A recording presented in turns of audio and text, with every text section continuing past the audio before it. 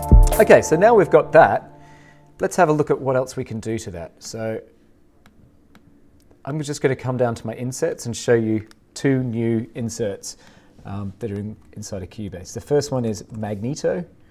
So let's highlight this. This is a tape-based simulator. It's not just one, we can actually simulate two different tapes over the top of our track.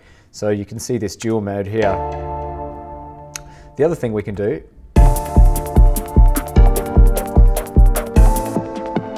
is solo particular frequencies and the tape-based saturation.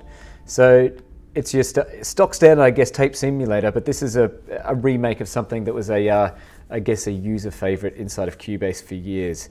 So that's back inside of Cubase now. The other thing which is really neat, and this is once again listening to you guys out there requesting it, and that is to have the LoopMash FX section included over the top without needing to have LoopMash on. So let's have a play around with this.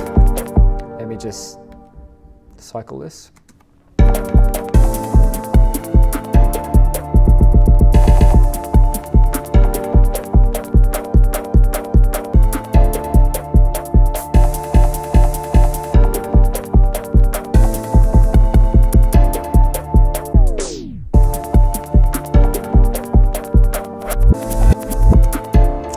So you get the idea, there's loads of different effects and we can move them around on a time base as well.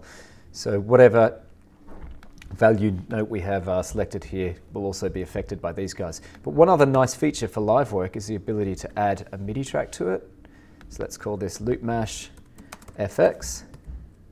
Okay, so now that I've got this added, I'm going to come to my output and I'm going to select LoopMash FX MIDI in. I'm going to come over to my keyboard here. So now if I play the keyboard, you can see I'm now actually triggering these effects. Staccato.